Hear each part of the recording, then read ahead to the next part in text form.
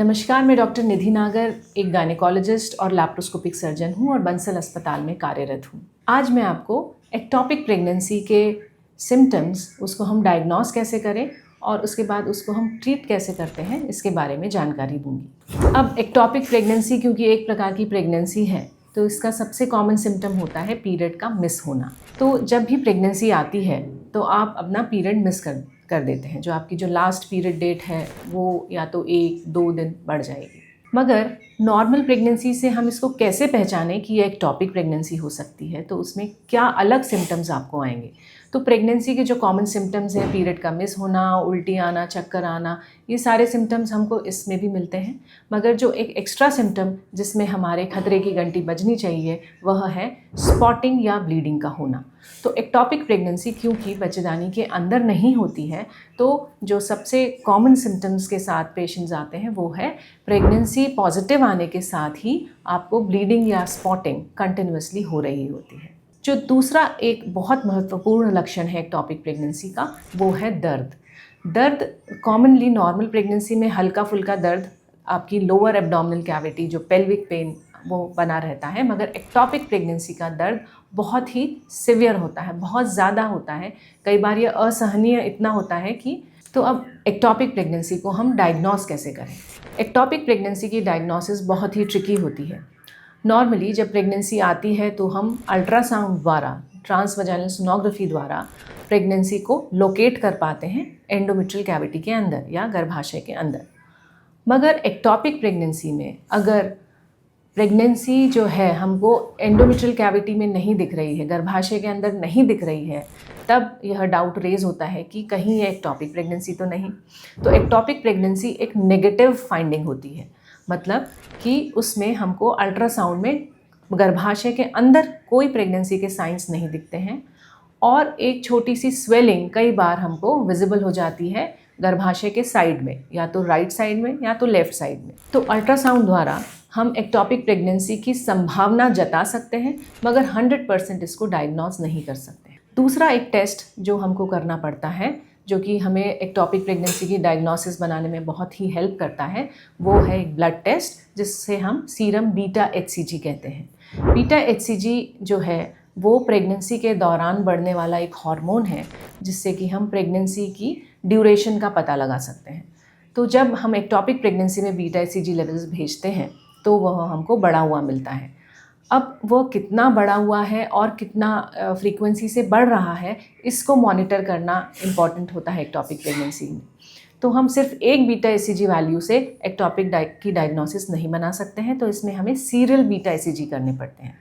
तो सपोज़ हमने आज बीटा HCG लेवल कराया है, तो 48 घंटे में हम एक रिपीट बीटा HCG लेवल्स कराते हैं, और अगर ये बीटा HCG लेवल बढ़ रहा है मगर डबल नहीं हो रहा है, तो एक्टोपिक प्रेगनेंसी की संभावना हो सकती है। तो अब हम एक्टोपिक प्रेगनेंसी को 100% डायग्नोस कैसे करें, तो इसके लिए एक गोल्ड स्टैंडर्ड होता है और वह है डायग्नोस्टिक लैप्रोस्कोपी। मतलब कि दूरबीन पेट में डालकर उस पद्धति द्वारा हम एक्टोपिक को डायग्नोस कर सकते हैं। सो एक बहुत ही छोटे 5 मिलीमीटर के छेद द्वारा एक पतली सी दूरबीन जब हम पेट के अंदर डालते हैं तो हम देखते हैं कि फलोपियन ट्यूब में स्वेलिंग है, तो जिससे कि एक्टोपिक प्रेगनेंसी की डायग्नोसिस कंफर्म होती है। दूरबीन की पद्धति का एक और फ़ायदा यह है कि हम डायग्नोसिस के साथ साथ उसी वक्त उसका इलाज भी कर सकते हैं। अब हम आते हैं एक्टोपिक प्रेगनेंसी के ट्रीटमेंट के बारे में। अगर यह एक्टोपिक प्रेगनेंसी बहुत अर्ली प्रेगनेंसी है और बीटा HCG वैल्यू 1500 से कम आ रहा है, तो फिर हम कंजर्वेटिव मैनेजमेंट यानी मेडिकल ट्रीटमेंट पर भी जा सकते हैं।